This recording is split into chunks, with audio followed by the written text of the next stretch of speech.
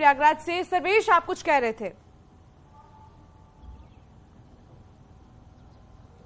देखिए, मैं आपको बताऊं कि निकाय चुनाव की तैयारियां पूरी हैं। हालांकि जैसा कि अभी मनीष जी बता रहे थे, रैपिड सर्वे पर पहले चुनाव कराया जा रहा था, लेकिन चूंकि उसमें ओबीसी के आरक्षण को लेकर पेच आया, जिसके बाद ओबीसी कमीशन की रिपोर्ट के आधार पर फिर से आरक्षण तय किया गया और उसके बाद आपत्तियां मांगी गई थी। आपत्तियां 6 अप्रैल शाम 6 बजे तक मांगी गई थी। उन आपत्तियों का निस्तारण किया गया है और यही वजह है कि अब यह कहा जा रहा है कि आज शाम प्रेस कॉन्फ्रेंस के बाद प्रेस कॉन्फ्रेंस कर चुनाव आयोग चुनाव की तारीखों का ऐलान कर सकता है और सभी दल इस राजनीतिक तौर पर निकाय चुनाव को लेकर अपनी कमर कस चुके हैं। बात करें अगर नगर निगमों की, तो यूपी के 17 नगर निगमों में प्रयागराज नगर निगम पर पिछले 2 बार से भारतीय जनता पार्टी का कब्जा रहा है और इस बार भी भारतीय जनता पार्टी इस सीट को अपने पाले में करना चाहेगी और पूरी ताकत के साथ चुनाव लड़ेगी।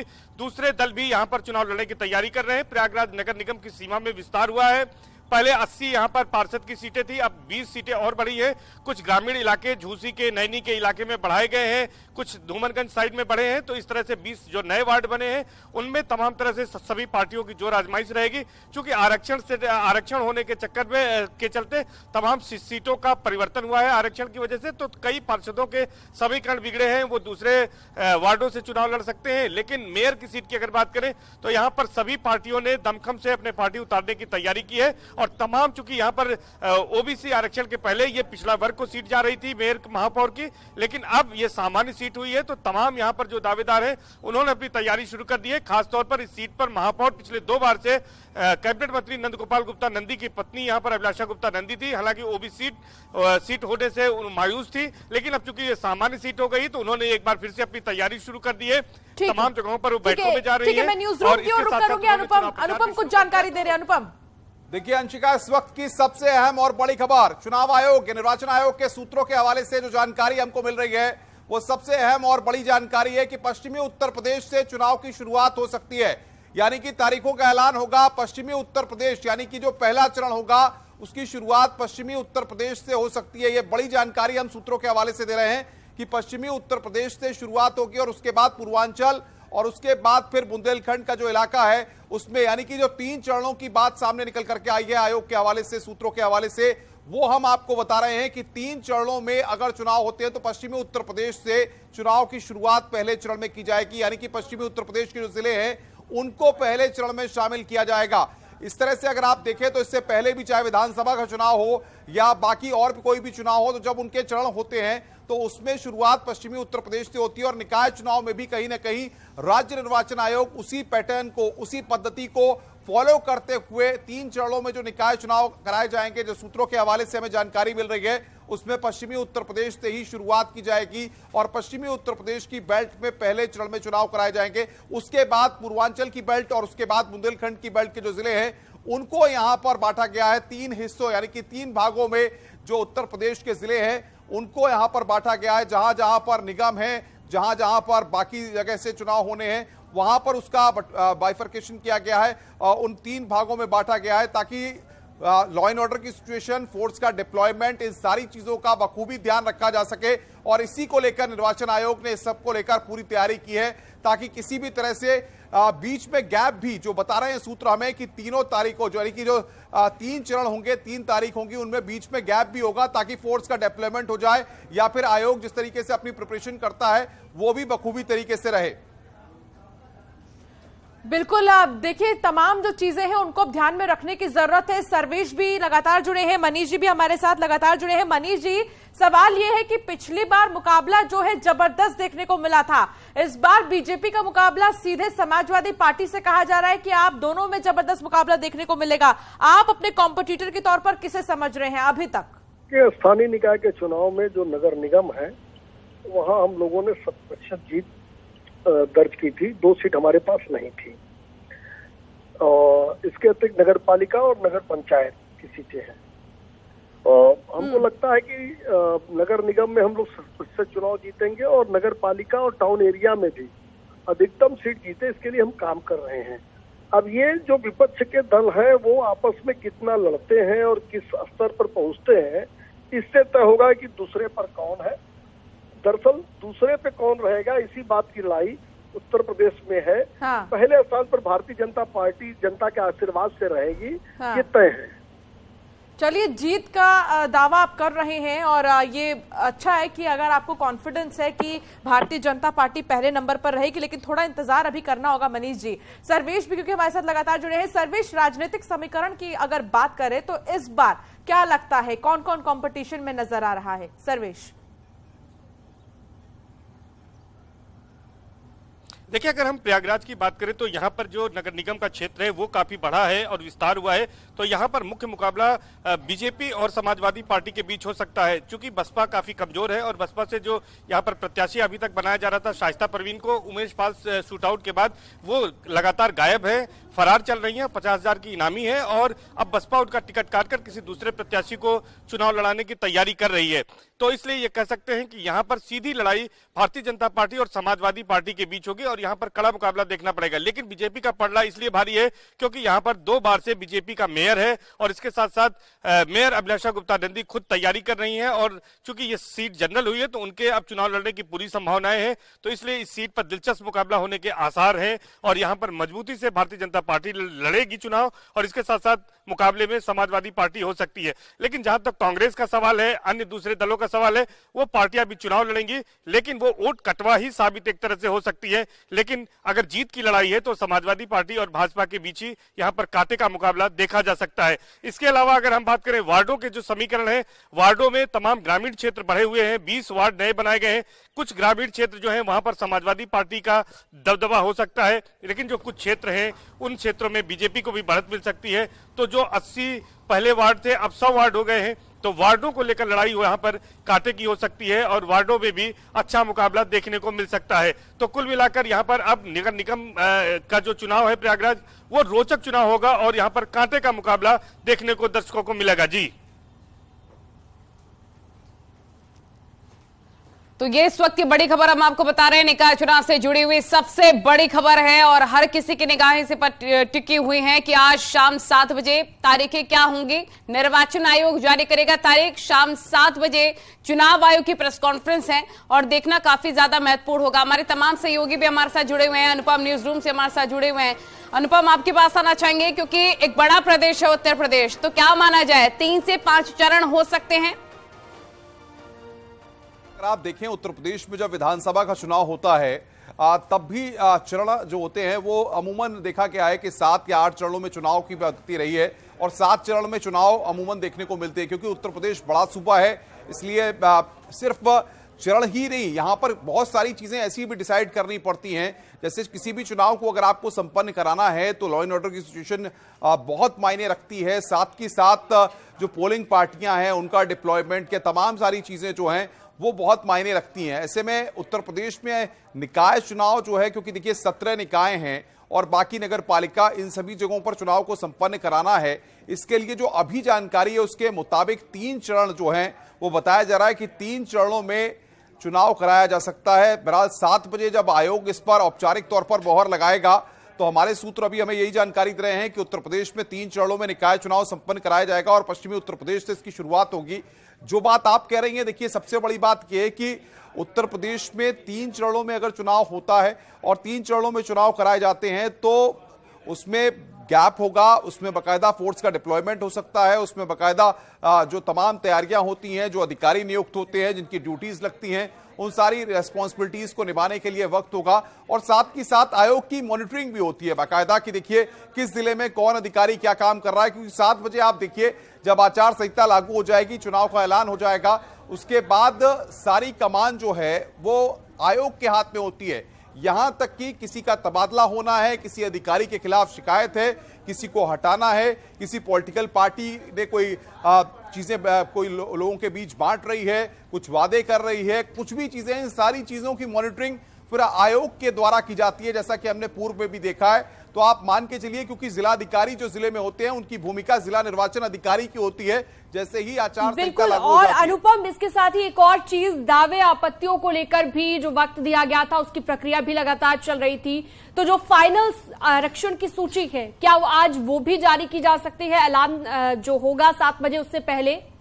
जाहिर तौर पर देखिए आज 7 बजे जब चुनाव का ऐलान होगा तो राज्य निर्वाचन आयोग को ये तमाम लोगों को बताना होगा, क्योंकि जिन सीटों को लेकर या जिन जगहों को लेकर आपत्तियां दाखिल की गई हैं उन पर किन आरक्षण के तहत, यानी कि किस आरक्षण में कौन सी सीट है, ये है। क्योंकि निकाय का जो 17 निगम है उनका आरक्षण पूरी तरह से तय हो गया है और उनको लेकर कोई आपत्ति ऐसी दाखिल नहीं हुई है जो कि संज्ञान में आई हो। लेकिन बाकी जो नगर पालिका या कुछ सीटों पर लेकर के जो आपत्तियां दाखिल की गई हैं, उनको लेकर आरोप जो लगे हैं, उनको लेकर आयोग का क्या स्टैंड है, मुझे लगता है कि वो 7 बजे तस्वीर ज्यादा साफ होगी जब राज्य निर्वाचन आयोग के द्वारा प्रेस कॉन्फ्रेंस की जाएगी, चुनाव का ऐलान किया जाएगा। और उसके बाद क्योंकि आप देखिए कि जो आरक्षण का पूरा मसला था उसको लेकर आयोग बनाया गया, आयोग ने अपनी रिपोर्ट दी और उस रिपोर्ट के आधार पर ही निकाय चुनाव को हरी झंडी मिली है। ऐसे में ये अब जो आपत्तियां आई हैं या आपत्तियों का निस्तारण कर दिया गया है, ये सारी चीजें आयोग के हवाले से आज जानकारी मिल सकती है, क्योंकि जब प्रेस कॉन्फ्रेंस होगी तब उसके बाद ये चीजें साफ हो पाएंगी। इसके बाद आचार संहिता भी लागू हो जाएगी, उसके बाद जो रैलियां की जा रही वो भी नहीं हो सकती हैं और साथ ही तबादले भी नहीं हो सकते हैं। बड़ी बात यह है कि बीजेपी हमेशा ही चुनावों के लिए तैयार रहती है, जैसा बीजेपी के द्वारा कहा जाता है। पश्चिम से लेकर पूर्वांचल, अवध से लेकर बुंदेलखंड, पूरी तैयारी बीजेपी की पहले ही हो चुकी है इसको लेकर। बिल्कुल नलिनी, आप सही कह रही हैं। जाहिर तौर पर अगर आप देखें, जब ये आरक्षण का पेश नहीं फंसा था उससे पहले ही भारतीय जनता पार्टी ने तमाम जो 17 निकाय के जो हैं, जहां निगम हैं, वहां पर तमाम सम्मेलन करने शुरू कर दिए थे, तमाम लोगों को जोड़ना शुरू कर दिया था, अलग अलग जगहों पर विकास योजनाओं की सौगात देना शुरू कर दिया गया। और इसी क्रम में हमने देखा कि जब आरक्षण का पेच फंसा उसके बाद भी भारतीय जनता पार्टी ने लगातार शहर में तमाम जो नगर पालिकाएं हैं वहां पर लोगों से सामंजस्य बैठाना शुरू किया और तमाम बड़े भाजपा के जो नेता हैं, संगठन के जो लोग हैं, उन्होंने ये कमान संभाल कर रखी हुई थी। वहीं समाजवादी पार्टी भी लगातार, आप देखिए कि जिस तरीके से निकाय चुनाव का मामला आया सामने, तब से लगातार एक्टिव मोड में नजर आ रही है। अब देखना यह होगा कि उसकी क्या प्रभावी रणनीति है, जिसका खुलासा अखिलेश यादव है, समाजवादी पार्टी के जो बड़े नेता हैं वो करते हैं। लेकिन बीएसपी ने भी, आपको बता दें कि जो हालिया बैठक अनुपम आपके पास दोबारा लौटेंगे, हमारे और भी सहयोगी हमारे साथ जुड़े हुए हैं। अलाउद्दीन जुड़े हुए हैं लखनऊ से, सर्वेश प्रयागराज से और निखिल मेरठ से हमारे साथ मौजूद हैं। और जैसा कि अनुपम थोड़ी देर पहले जानकारी दे रहे थे कि जैसे ही न्यूज 18 पर यह खबर चली, अब चूंकि आचार संहिता भी आज लग जाएगी, अगर आज तारीखों का ऐलान हो जाएगा तो ऐसे में तैयारी पार्टियों ने भी शुरू कर दी है और पोस्टर बैनर्स हटाने की जो तैयारी है वो भी नजर आई है तुरंत इसके बाद, जैसे ही न्यूज 18 ने इस खबर को दिखाया। तो अलाउद्दीन, लखनऊ में किस तरह की आप तैयारी देख रहे हैं? जैसे ही ये खबर ब्रेक हुई और उसके बाद अब जाहिर तौर पर 7 बजे के बाद आचार संहिता भी लग जाएगी।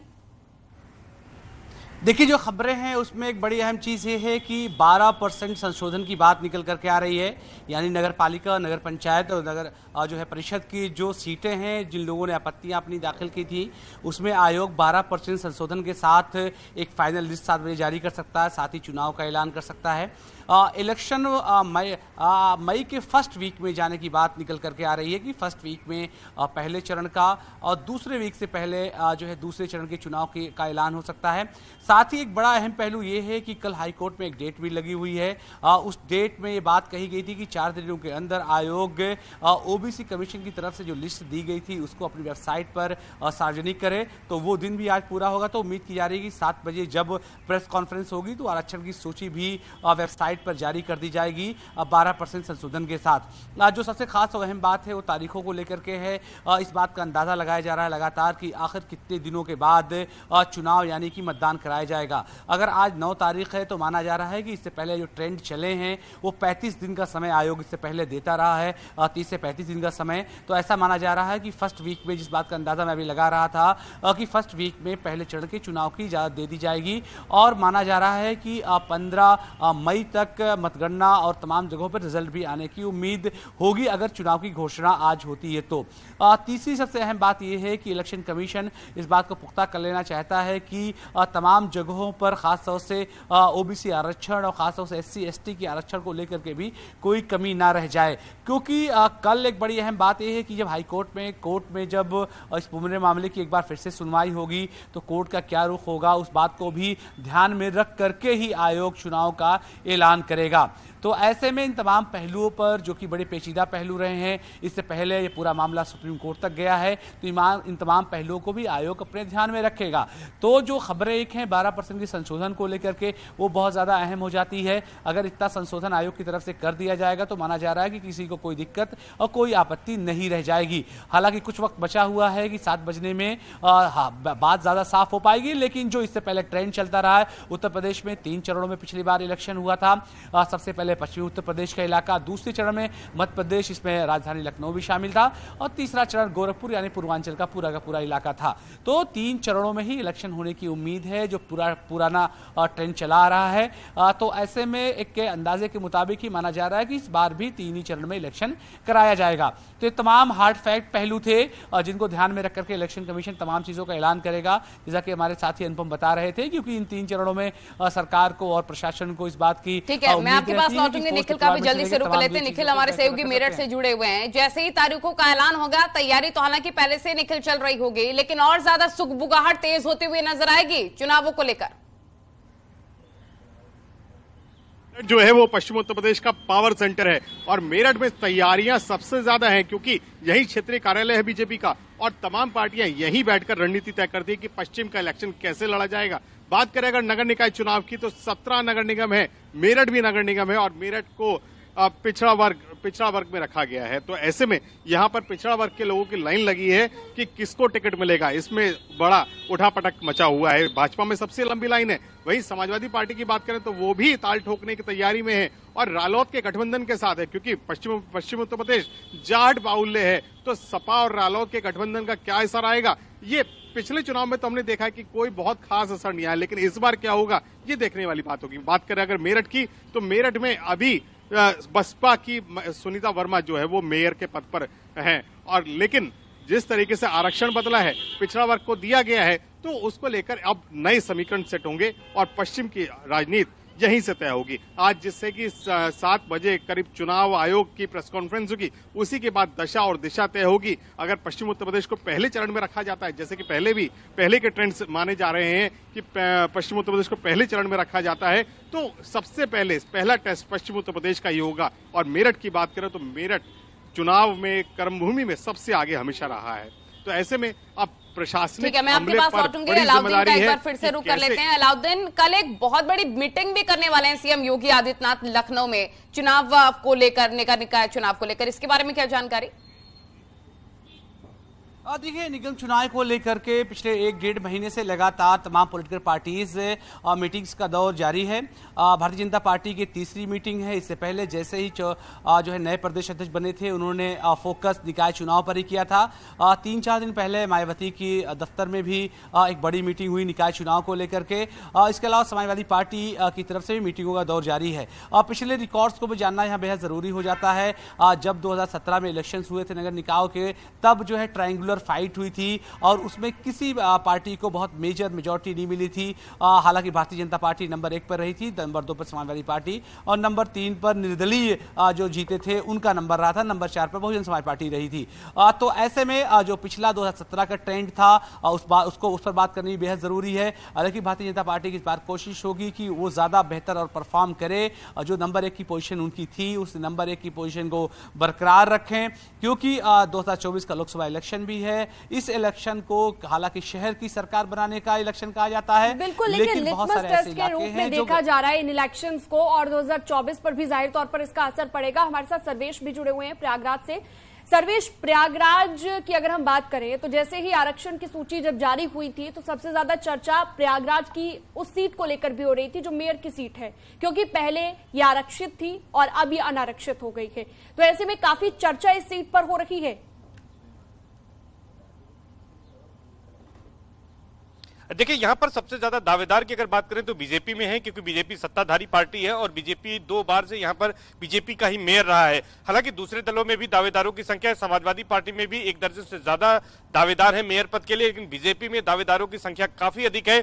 और यहाँ पर सबसे मजबूत जो दावा माना जा रहा है वो चूंकि 2 बार से मेयर रही, यहाँ पर कैबिनेट मंत्री नंद गोपाल गुप्ता नंदी की पत्नी यहाँ पर है अभिलाषा गुप्ता नंदी, उनका दावा यहाँ पर मजबूत है। और इसके साथ साथ अन्य दलों में भी कई दावेदार हैं, लेकिन यहां पर मुकाबला भारतीय जनता पार्टी और समाजवादी पार्टी के बीच माना जा रहा है। और अगर तैयारी की बात करें तो यहां पर सभी दल तैयारियों में जुटे हुए हैं। आम आदमी पार्टी से लेकर कांग्रेस और समाजवादी पार्टी, बीजेपी, सभी ने तैयारी कर ली। लेकिन बीजेपी इस तैयारी में काफी आगे निकल चुकी है, क्योंकि बीजेपी ने तमाम बैठकें पहले कर ली, तमाम तैयारी कर ली और बीजेपी ने बूथ स्तर तक अपनी तैयारी को पूरा कर रखा है। और इसके साथ ही साथ ये बता दें आपको कि जिस समय ओबीसी के लिए सीट हुई थी उस समय थोड़ा मायूसी लोगों को जरूर लगी थी, लेकिन जब दोबारा ट्रिपल एक्स फार्मूले के बाद यहां पर रिजर्वेशन तय किया गया और ये सीट सामान्य हुई तो एक बार लोगों के चेहरे पर फिर से खुशी आई और तमाम जो दावेदार थे उन्होंने अपनी तैयारियां शुरू कर दी। लोगों ने जनसंपर्क अभियान शुरू कर दिया है और लोगों के बीच जा रहे हैं। और सबसे बड़ी बात है कि इस बार जो चुनाव हो रहा है उसमें 20 वार्डों की संख्या बढ़ी है,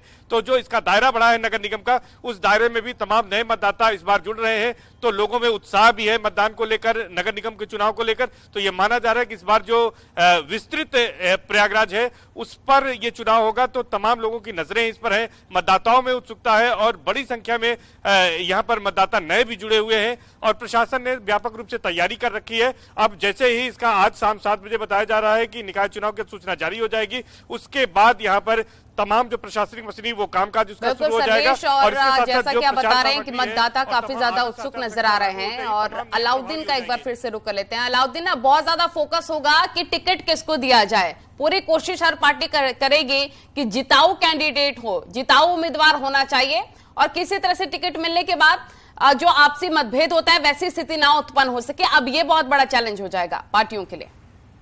बिल्कुल आपका सवाल दुरुस्त है और ख़ास तौर से रूलिंग पार्टी के लिए ये ज़्यादा चैलेंज बड़ा इसलिए होगा क्योंकि लोकसभा के इलेक्शन है और दावेदारों की भीड़ बहुत लंबी है। चाहे वो पार्षद के इलेक्शन की बात कर लें, चाहे नगर पालिका, नगर पंचायत और दूसरे, हालांकि मेयर में उतना कंपटीशन नहीं है, लेकिन नगर पालिका, नगर पंचायत, नगर परिषद की जब आप बात करते हैं तो उसमें कंपटीशन ज़्यादा नज़र आता है। और सबसे ज़्यादा कंपटीशन पार्षद में, पार्षद को आप मान सकते हो पर्टिकुलर इलाके का प्रधान है और ऐसे में बूथ को पूरी तरह से रखना, चाक चौबंद रखना, वोट कास्ट कराना, जिस भी पॉलिटिकल पार्टी से उसका संबंध हो उसका सबसे जरूरी अंग हो जाता है। और वही एक ऐसा शख्स होता है जो विधानसभा से लेकर के लोकसभा के इलेक्शन तक में वोट को बेहतर तरीके से कास्ट कराने की जिम्मेदारी रखता है। तो ऐसे में दावेदारों की लिस्ट हर पॉलिटिकल पार्टीज में लंबी भीड़ लगी हुई है, तमाम दफ्तरों में लंबी सिफारिश को दौर चल रहा है। तो ऐसे में आप इस बात को मान के चले, अगर एक को टिकट मिलता है, 2 को नहीं मिलता है, तो उसमें एक नाराज होता है, एक फिर पॉलिटिकली जो है अपना उतना ज्यादा मेहनत करता हुआ दिखाई नहीं देता। ये पहलू सामने आएंगे। इसके अलावा एक लिस्ट भी बहुत तेजी से वायरल हो रही है। जैसे ही 7 बजे इलेक्शन का ऐलान किया गया है, हालांकि न्यूज 18 में कह रहा हूं कि इस लिस्ट की और इन तमाम सूचनाओं की पुष्टि नहीं करता है, लेकिन प्रथम चरण में जो वायरल लिस्ट हो रही है लखनऊ से, उसमें इस बात का दावा किया जा रहा है कि सहारनपुर मंडल, मुरादाबाद मंडल, आगरा, झांसी, प्रयागराज, लखनऊ, देवीपाटन, गोरखपुर और वाराणसी मंडल के चुनाव पहले चरण में कराए जाएंगे। जबकि इस वायरल लिस्ट में न्यूज 18 में फिर से कह रहा हूं कि इसकी पुष्टि नहीं करता है। एक दावा किया जा रहा है कि दूसरी लिस्ट में मेरठ, बरेली, अलीगढ़, कानपुर, चित्रकूट, अयोध्या, बस्ती, आजमगढ़ और मिर्जापुर मंडल के इलेक्शंस कराए जाएंगे। तो एक जैसे ही इलेक्शन के ऐलान होते हैं तो आमतौर से इस तरह की लिस्टें भी वायरल होने लगती है, दावेदारों से लेकर के इलेक्शन को लेकर के। मैं आपको रोक रही हूं, इसी बीच एक बड़ी खबर अपने दर्शकों को जल्दी से बता देते हैं। शहर की सरोकार को लेकर हर चरण में कब वोटिंग होगी, 1 मई से 15 मई के बीच वोटिंग होगी। ये बड़ी खबर इस वक्त की, 3 चरणों में चुनाव होने संभव है, ये बड़ी खबर आपको बता रहे हैं। तो बड़ी जानकारी आपको दे रहे हैं सूत्रों के हवाले से। इस वक्त की बड़ी खबर, जो चुनाव संभव है वो हम आपको बता रहे हैं। 1 मई से 15 मई के बीच वोटिंग संभव है, ये खबर सूत्रों के हवाले से इस वक्त मिल रही है। अलाउद्दीन हमारे साथ जुड़े हैं, तमाम हमारे सहयोग जुड़े हैं। अनुपम के पास चलते हैं सीधा जानकारी के लिए। अनुपम, अभी संभावित डेट्स जो हमें मिल रही हैं सूत्रों के हवाले से वो अपने दर्शकों को हम बता रहे हैं, लेकिन असली जो ऐलान होगा 7 बजे के बाद ही होगा। देखिए, जाहिर तौर पर जो अभी जानकारियां हमारे पास आ रही हैं सूत्रों के हवाले से आ रही हैं, 7 बजे निर्वाचन आयोग औपचारिक तौर पर मोहर लगाएगा और सूत्रों के हवाले से जो जानकारियां हमारे पास हैं 1 मई से 15 मई के बीच में वोटिंग होगी। ये यहां पर अहम जानकारी हम दर्शकों को दे रहे हैं और 1 मई से 15 मई के बीच में वोटिंग हो सकती है। ये जानकारी हमारे पास है कि 1 मई से 15 मई के बीच में वोटिंग हो सकती है। जो आयोग है इसी बीच में निकाय चुनाव को संपन्न करा सकता है। ये जानकारी अभी सूत्रों के हवाले से हमें मिल रही है। दूसरी जो महत्वपूर्ण जानकारी है आपको बता दें कि आज शाम को 7 बजे जब आयोग प्रेस कॉन्फ्रेंस करेगा उसके बाद आपको बता दें कि आचार संहिता लागू हो जाएगी और ये जो पूरा प्रोग्राम होगा, जो कह रहे कि 2023 का जो निकाय चुनाव का जो पूरा प्रारूप होगा वो यहां पर जारी किया जा सकता है, जिसमें तमाम तारीखें कि किस तारीख से जो है नामांकन स्टार्ट होंगे, किस तारीख को वोटिंग होगी, ये सारी चीजें जो है वो पूरा प्रारूप यहां पर आज आयोग सामने रख सकता है। और इसी आचार संहिता के लगने के बाद से, जैसा कि मैं लगातार आपको बता रहा हूं कि सबसे महत्वपूर्ण यह है कि इस आचार संहिता के लगने के बाद से जिला निर्वाचन अधिकारी, यानी कि जो जिलों में जिला अधिकारी होते हैं, उनकी भूमिका काफी महत्वपूर्ण हो जाएगी। बिल्कुल अनुपम, तो हमने जो संभावित डेट से अपने दर्शकों को बता दी। हमारे साथ अलाउद्दीन भी लगातार जुड़े हैं, मेरठ से निखिल भी जुड़े हुए हैं। निखिल, ओवरऑल पूरे उत्तर प्रदेश की अगर हम बात करें तो कई पार्टियां के, हालांकि टक्कर जो देखी जा रही है ज्यादातर जगहों पर समाजवादी पार्टी और बीजेपी के बीच है, लेकिन पिछली बार की अगर हम बात करें तो पिछली बार बसपा का कांग्रेस से बेहतर प्रदर्शन था। इस बार कांग्रेस की तैयारी तो न के बराबर है। और भी कुछ पार्टियां हैं, चाहे AIMIM की हम बात कर लें और छोटी छोटी पार्टियों की बात कर लें, जो अपने किस्मत आजमा सकते हैं इस दौरान। देखिए, वेस्ट यूपी में चुनाव के लिए भाजपा पूरी तरीके से तैयार है, लेकिन उसके अलावा और पार्टियों की बात करें तो समाजवादी पार्टी का जिलाध्यक्ष हाल ही में घोषित हुआ है। इसके अलावा बसपा की बात करें तो बसपा ने पहले ही मतलब पूरी तरीके से जो वो है अंडर करंट तो है, लेकिन जमीनी स्तर पर कोई तैयारी नहीं दिख रही है। कांग्रेस का हाल बेहाल है। तो यानी भाजपा की सबसे ज्यादा तैयारी है, उन्होंने बूथ स्तर तक तैयारी की है, लेकिन इसके अलावा समाजवादी पार्टी की बात करें या दूसरे दलों की बात करें, तैयारी का अता पता भी नहीं है। अब जाकर जब चुनाव घोषित होंगे, 7 बजे प्रेस कॉन्फ्रेंस होगी, उसके बाद पोलिंग पार्टियां क्या करेंगी, कौन मैदान में आएगा, ये सब सोचेंगी। लेकिन भाजपा में लिस्ट लंबी है। भाजपा की अगर बात करें तो ओबीसी वर्ग के लिए लिस्ट में करीब 15 से ज्यादा दावेदार हैं जो अब टिकट मांग रहे हैं। वहीं समाजवादी पार्टी के भी 4 से 5 दावेदार हैं जो टिकट मांग रहे हैं, लेकिन अन्य दलों का अभी कुछ अता पता नहीं है। अगर पश्चिम उत्तर प्रदेश की बात करें तो सबसे ज्यादा जो पावर सेंटर के रूप में देखा जाता है वो मेरठ को देखा जाता है। राजनीति की दशा और दिशा यहीं से तय की जाती है और मेरठ को खास फोकस किया जाता है। अभी तक ये सीट बसपा के हाथ में थी, बसपा की सुनीता वर्मा यहाँ मेरठ की मेयर रहा करती थी, लेकिन अब क्या होगा ये आने वाला समय तय करेगा। आज शाम को 7 बजे के बाद दशा और दिशा तय होगी चुनाव आयोग की प्रेस कॉन्फ्रेंस के बाद कि क्या कौन सी तारीखें होंगी। मैं आपके पास लौटूंगी, जरा अलाउद्दीन का भी एक बार फिर से रुक कर लेते हैं। अलाउद्दीन, क्योंकि हम देख रहे हैं कि चुनाव जैसे नजदीक आते हैं बड़े बड़े दावे वादे जरूर किए जाते हैं। बीजेपी की जैसे कि पहले से ही तैयारी रहती है, चाहे पासमानदा सम्मेलन हो, बुनकरों के लिए भी एक बड़ी सौगात लाई गई थी। तो ये माना जा रहा है कि वाराणसी और मिर्जा में बहुत बड़ा फायदा बीजेपी को हो सकता है। और अभी अमित शाह भी गए थे अलीगढ़ में, तो ऐसा माना जा सकता है कि सबको खुश करने की पूरी तैयारी बीजेपी ने पहले से ही कर ली है। देखिए, सबसे अहम बात यह है कि नगर निकाय चुनाव में जहां तक मेयर्स के इलेक्शन का मामला है, आमतौर से धारणा है, इस बात को मान के चला जाता है कि भारतीय जनता पार्टी वहां पर होल्ड करती है और जितने भी नगर निगम है उत्तर प्रदेश के उन तमाम मेजर जगहों पर भारतीय जनता पार्टी ही नंबर 1 पार्टी के रूप में है और होल्डिंग पार्टी के रूप में है। हालांकि अलग बात है कि मेरठ में, जैसा कि हमारे साथी बता रहे थे, वहां पर पिछले दिनों जो चुनाव 2017 में हुआ था उस इलेक्शन में बहुजन समाज पार्टी की प्रत्याशी जीती थी, लेकिन साफ तौर से आप देखा जाए तो दूसरी बात, जब दूसरे जो है नगर पालिका नगर पंचायत की बात हम करते हैं तो उसमें इलेक्शन बहुत ज़्यादा टफ हो जाता है, खास तौर से तब जब जिला पंचायत नगर पालिका परिषद के इलेक्शन जो तीनों मेजर होते हैं, जहां पर 20,000 या उससे आबादी के इलेक्शन जहां पर कराए जाते हैं, यहां पर सीधी टक्कर भारतीय जनता पार्टी की समाजवादी पार्टी से होती हुई दिखती है।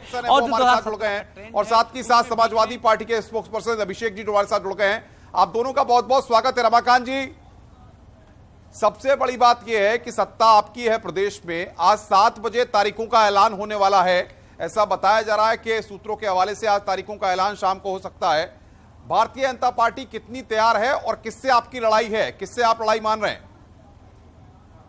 देखिए, निश्चित तौर पर जो उत्तर प्रदेश का जो समीकरण है, निश्चित तौर पर आप देखेंगे जो समाजवादी पार्टी है, मैं तो कहीं कांग्रेस या बसपा, हालांकि पिछले बार जो 2017 में अच्छा उन्होंने चुनाव लड़ा था और निश्चित तौर पर हमने देखा था जो कि 17 नगर निगम में से 2 के ऊपर में उन्होंने भी कब्जा किया था। तो बहुत सारे समीकरण बनते हैं। 2017 के बाद 5 साल के अंदर में बहुत सारे समीकरण भी बने और निश्चित तौर पर जो जनता का जो विश्वास है वो भाजपा के प्रति हमें हमेशा से ही मिलता आ रहा है। खास करके हम अगर देखेंगे 2017 के बाद हमारी जो प्राथमिकता रहेगी उसको सुनिश्चित करने के लिए सबसे पहले हम जो जनता का जो मुद्दा है वो हमेशा से ही हमने प्रखरता से उठाया है और अभी भी उठाते रहे हैं और उठाते रहेंगे।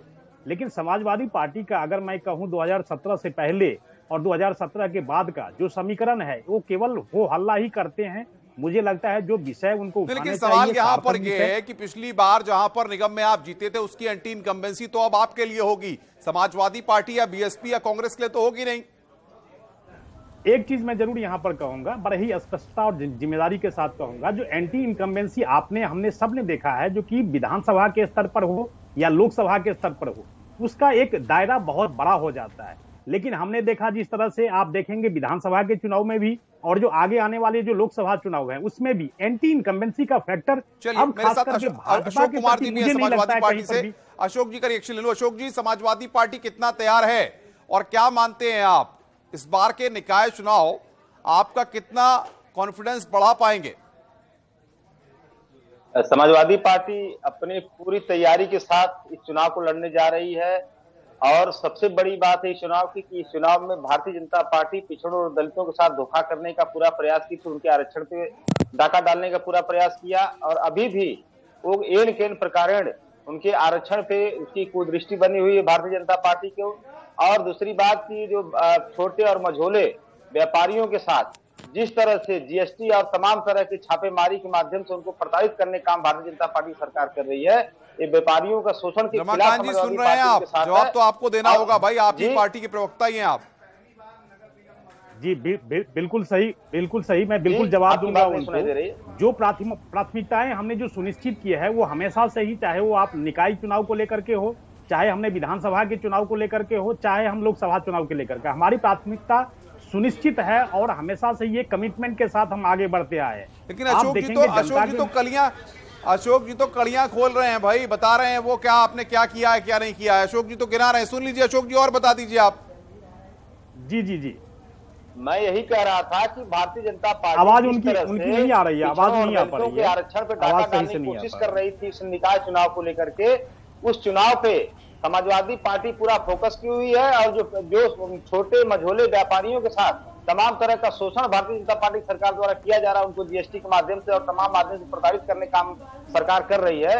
इस प्रताड़ना के खिलाफ समाजवादी पार्टी उनके साथ खड़ी है। तो अशोक जी जो आप बार बार जिक्र कर रहे हैं पिछड़े और दलितों की, तो क्या इस बार के नगर निकाय चुनाव में भी पिछली बार की तरह MYD फैक्टर पर ही आपका फोकस होगा क्या? नहीं, हमारा फोकस देखिए, हमारा फोकस किसी जाति विशेष पे नहीं है। हमारा फोकस ये जो नगर पालिका और नगर निकाय के चुनाव में जो भारतीय जनता पार्टी की सरकार द्वारा जो छोटे मझोले व्यापारियों के साथ जो शोषण कर रही है, उस शोषण के खिलाफ हमारी पार्टी का फोकस है और इसमें विकास का मुद्दा हमारा सबसे ऊपर रहेगा। अशोक जी विकास की आप बात कर रहे हैं, अभी हाल ही में एक बड़ी सौगातें सीएम योगी आदित्यनाथ के द्वारा दी गई हैं, आप विकास का तो जिक्र ही नहीं कर रहे हैं ना, फिर आप कहते हैं कि जातियों पर हम चुनाव नहीं लड़ते हैं, बार बार आप जातियों का ही जिक्र करते हैं। जहां पर भी अगर बड़ी सौगातें देनी हो या फिर किसी पर निशाना साध दे हो, सबसे पहले आप देख लीजिए अलीगढ़ की बात कर लें, अगर मिर्जापुर की बात कर लें, तो बयानबाजी भी तो उसी प्रकार से हो रही है ना, स्पष्ट होती है इससे नीति। देखिए, जिस तरह से आपने देखा होगा, जिस तरह से आनंद फानंद में नगर निकाय चुनाव का घोषणा हुआ था और उसके कोर्ट ने रोक लगाई थी कि बिना TTT सर्वे कराए बिना आपने कैसे घोषित कर दिया, तो ये सरकार की मंशा समझ। आप लोग तो करवाना ही नहीं चाहते थे निकाय चुनाव। हम लोग तो हमेशा निकाय चुनाव जो समय पर करवाने की मांग करते आए हैं। ये सरकार जब इनके पिछड़ों मैं जवाब धोखा करने की कोशिश जी बोलिए, हम लोग बात करते हैं। अशोक जी के सवाल का उत्तर दीजिए। जी देखिए, ऐसा है, इन्होंने जिस तरह से हाईकोर्ट ने कहा था और हाईकोर्ट के बाद उन्होंने कहा था जो कि बिना आरक्षण की जो स्ट्रक्चर है उसके बिना भी आप चुनाव कराइए आप, लेकिन हमने उस चीज को सुप्रीम कोर्ट में लेकर के गए और जब हमने कमेटी का गठन किया उस समय में भी बहुत सारी ऐसी बातें थी जो विपक्षी दल कह सकते थे, लेकिन उन्होंने नहीं कहा क्योंकि इनका छिपा हुआ एजेंडा था और इनकी मंशा हमेशा से रही है उत्तर प्रदेश के विकास में कहीं ना कहीं रोड़ा अटकाना, जनता को उनके लाभ न पहुंचे उनके लिए बिल्कुल हमेशा से ही इन्होंने प्रखरता से ऐसी बातें करी है। इन्होंने जो ऐसे मुद्दे हमेशा से ही हिडन की तरह रखा, इन्होंने छिपा करके रखा और उस समय में जाकर के आज मान लीजिए चुनाव का ऐलान होने जा रहा है, चुनाव आयोग द्वारा हमने देखा जो कि अब तारीखों का ऐलान होने जा रहा है, और ये मुहाने पे खड़ा है, तब जाकर के ये SC ST की भी बातें करने लगे। और उसके बाद OBC का जो इनके पास 2017 से पहले कोई ऐसा स्ट्रक्चर नहीं था, लेकिन आज जब हम ठीक है, आप बने रहिएगा हमारे साथ। दीप श्रीवास्तव हमारे साथ जुड़ गए हैं, हमारे सहयोगी शाहजहांपुर से। दीप, जैसा कि हम लगातार चर्चा कर रहे हैं, चुनाव की तारीखों का ऐलान 7 बजे हो जाएगा और जो संभावित डेट्स हैं 1 से 15 मई के बीच है, और इसे लेकर अब सुगबुगाहट तेज हो चुकी है और हलचल अब नजर आने लगी है। दीप, देखिए पिछले 6 माह से शाहजहांपुर में लगातार निकाय चुनाव के लिए सुगबुगाहट थी और इसके लिए बराबर लोगों बीजेपी से चुनाव लड़ने के लिए कैंडिडेट तैयारी कर रहे थे। और क्योंकि ये 3 मंत्रियों का इलाका है, जितिन प्रसाद और सुरेश खन्ना का ये इलाका रहा है, तो यहाँ मंथन चल रहा है कि किसको सीट के लिए कौन सा कैंडिडेट दिया जाए। तो जिसके चलते यहाँ पर बीजेपी से टिकट पाने के लिए होड़ मची हुई है। प्रशासन ने पूरी तरीके से तैयारी रखी है। और दूसरा ये कि शाहजहांपुर पहली बार नगर निकाय चुनाव हो रहा है, तो बड़ा उत्साह दिखाई पड़ा है, लोगों में उत्साह है। गली गली मोहल्ले प्रचार प्रसार अभी से शुरू हो गया है, लोग बराबर जो है अपने दावेदारी पेश कर रहे हैं। बिल्कुल बिल्कुल दीप, आप बने रहिए हमारे साथ। दीप हमारे साथ बने हुए हैं लगातार, उनसे भी हम बातचीत करेंगे। रमाकांत जी, सवाल ये है कि आरक्षण के मसले को लेकर आयोग बना, आयोग ने दिया, उसके बाद निकाय चुनाव का रास्ता साफ हुआ। सवाल ये है कि अभी भी कई आपत्तियां हैं, क्या आयोग ने उन सभी आपत्तियों का निस्तारण कर लिया है या आपकी पार्टी अभी चाहती है, कुछ मांग है पार्टी की आपकी? हम लोगों ने आयोग का गठन करके इस चीज को सुप्रीम अदालत में ले जाकर के गए हम वहां पर और अपनी बातें रखी। निश्चित तौर पर आयोग का जो भी था, उनका जो विषय था, वो सारा सुप्रीम कोर्ट ने सुना, सुप्रीम कोर्ट ने हरी झंडी दी। अब बात अशोक जी, ये आप सहमत हैं? अशोक जी, समाजवादी पार्टी आरक्षण से सहमत है पूरी तरह से? नहीं, अभी माननीय हाई कोर्ट में मामला गया था, आपने देखा होगा 2 दिन पहले, कि ये लोग उसको सार्वजनिक नहीं कर रहे हैं कि जिसके आधार पर आपत्ति दाखिल की जा सके। इनके मन में अभी भी चोर बना हुआ है, सरकार के मन में। लीजिए रमाकांत जी, आपके मन में तो चोर है, तो आरोप लगा दिया अशोक जी ने। अब देखिए, ऐसा है, लोग जो कह रहे हैं जो कि आपत्ति की बात 6 हमने जब नोटिफिकेशन जारी किया था, ये नोटिफिकेशन हमारे पास है, ये 30 मार्च का नोटिफिकेशन है। अगर कोई आपको आपत्ति थी तो ये 6 मार्च का 7 बजे तक, 6 अप्रैल 6 बजे तक आप जो भी है निस्तारण, जो भी आपत्ति है वो आप दर्ज करा सकते हैं। ये हमारे पास नोटिफिकेशन है, सब कुछ तय था, उसके बाद भी आप आरोप लगा रहे हैं। अब देखिए, इस तरह के आरोप जो है विपक्षी दलों द्वारा, मुझे आश्चर्य लगता है कहीं ना कहीं इनके एजेंडे छुपे हुए हैं, एजेंडे छुपे हुए हैं। सरकार जब सूचना छुपाएगी तो आपत्ति हम किस आधार पर लोग करेंगे? सबसे बड़ी बात ये देखिए, मैं आपके चैनल के माध्यम से मैं नोटिफिकेशन, मैंने मेरे हाथ में नोटिफिकेशन भी है, ये नोटिफिकेशन है जो 6 अप्रैल 6 बजे तक आप कोई भी आपत्ति दर्ज करा सकते हैं। बिल्कुल, ये मेरे हाथ में नोटिफिकेशन है। बिल्कुल, समय भी दिया गया था। रमाकांत जी, ठीक है, आप बने रहिए, दोबारा से आपके पास आएंगे। हिमांशु आगरा से जुड़े हैं हमारे संवाददाता। हिमांशु, देखिए 7 बजे का इंतजार हर किसी को है, हर राजनीतिक पार्टी को है, क्योंकि सबने अपनी रणनीति तैयार की है। और ऐसे में राजनीतिक समीकरण अभी आगरा में क्या कहते हैं, किस तरीके से समीकरण बन रहे हैं, क्योंकि सीधा मुकाबला तो यहां बीजेपी और समाजवादी पार्टी में देखा जा रहा है।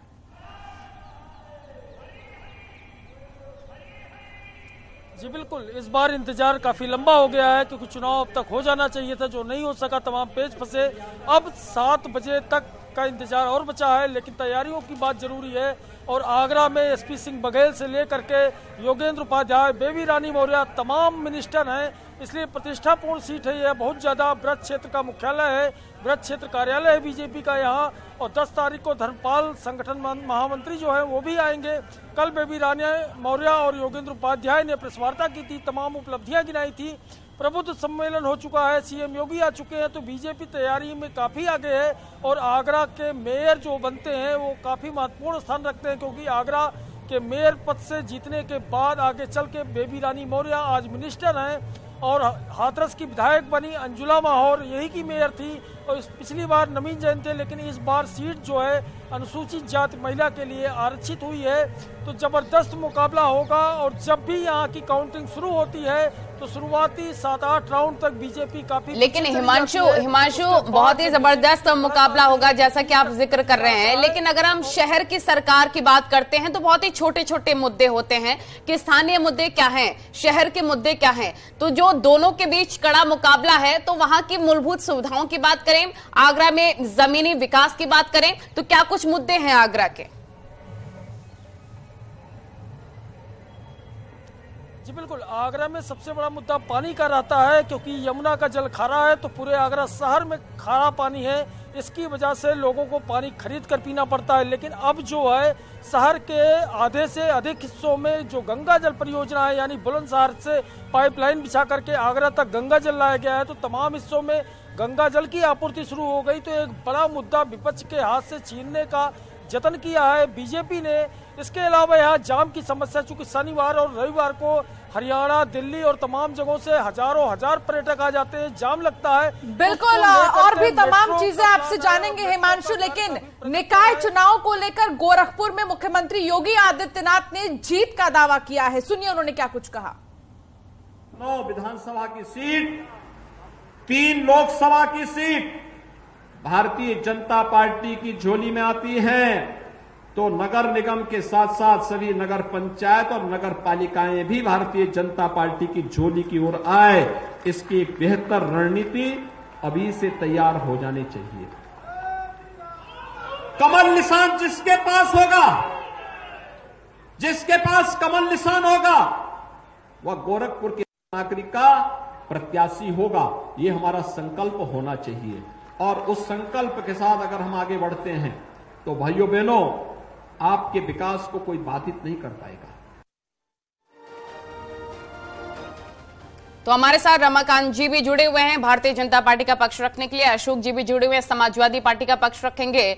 अशोक जी, सीएम योगी आदित्यनाथ ने क्या कुछ कहा आपने सुना, वो लगातार जीत के दावे ही कर रहे हैं। और अगर माफियाओं की बात कर लें, आपसे हाल ही कुछ दिन पहले भी उन्होंने कहा था कि जिस तरह से विकास हुआ है, माफियाओं पर कार्रवाई हुई है, उनकी पैंटी के लिए जाते हैं, थर थर कांप रहे हैं। और आज ही हम जानकारी दे रहे थे अपने दर्शकों की, लंबी कतारें लग रही हैं हम लोगों की आत्मसमर्पण करने के लिए, और आप बात कर रहे हैं जातियों की।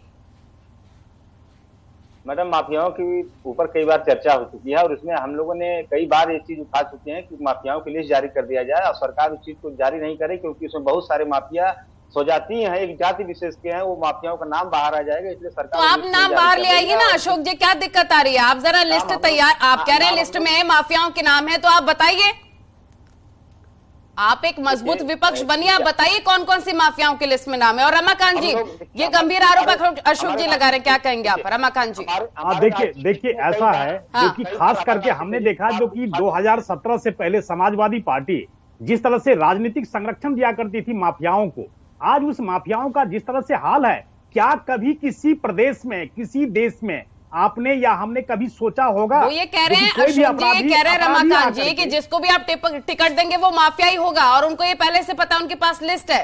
जरा पूछिए। देखिए ऐसा है, जिस तरह से आरोप लगाते हैं, मुझे लगता है गैर जिम्मेदाराना इनका बयान नजर आ रहा है मुझे।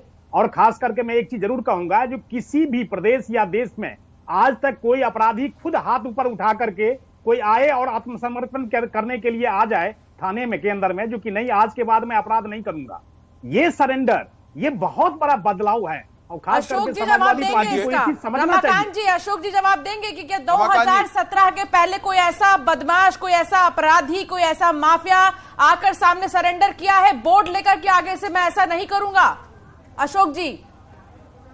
मैडम आज तक इतिहास में कोई ऐसा मुख्यमंत्री नहीं रहा होगा जिसके साथ एक टॉप 10 अपराधी बैठ के चाय पी रहा हो। इससे बड़ी शर्मनाक बात क्या हो सकती है? एक ऐसा अपराधी जिसके ऊपर 20,000 का इनामिया, वो अपराधी है धनंजय सिंह। रमाकांत जी, अशोक जी भाई रुकिए, अशोक जी रुकिए एक मिनट, मैं आ रहा हूं आपके पास। अशोक जी, रमाकांत जी, सवाल ये है कि भारतीय जनता पार्टी की सरकार है, आपके यहाँ निकाय चुनाव का ऐलान से पहले ही दावेदारों की बहुत लंबी लिस्ट है।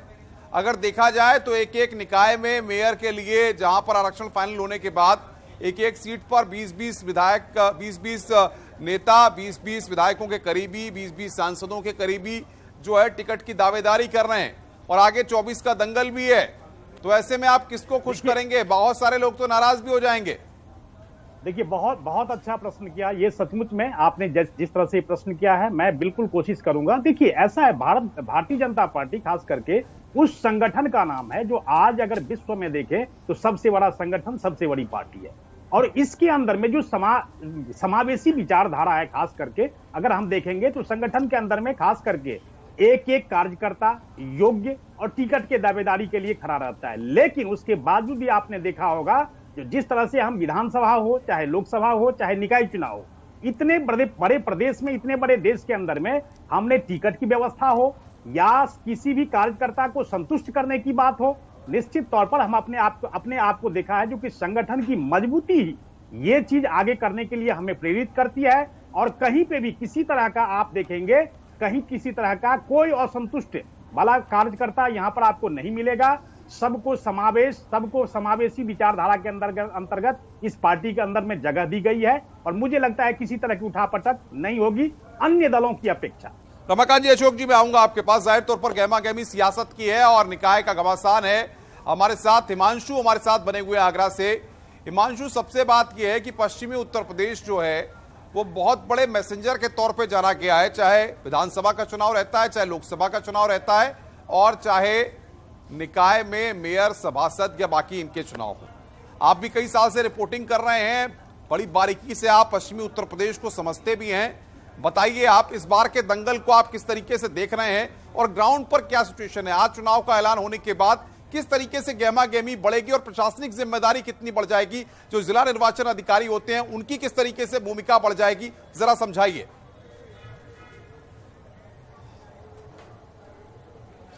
जी बिल्कुल, सबसे बड़ी गहमा-गहमी ये होगी जब भी घोषणा होगी तो तत्काल जितने बैनर, पोस्टर ये सब लगाए गए, होल्डिंग लगाए गए हैं, तमाम नेताओं के किसी न किसी आयोजन के बहाने लगाए गए हैं और बधाइयां दी गई हैं, तो ये सब हटवाने का कार्य भी प्रशासन शुरू कर देगा घोषणा होने के तत्काल बाद। और आगरा की बात अगर करें, आगरा हो या मथुरा, फिरोजाबाद, ये सब बीजेपी का गढ़ बन चुका है। आगरा में आप देखिए, शहर क्षेत्र में 3 सीटें आती विधानसभा की, तीनों बीजेपी के पास है।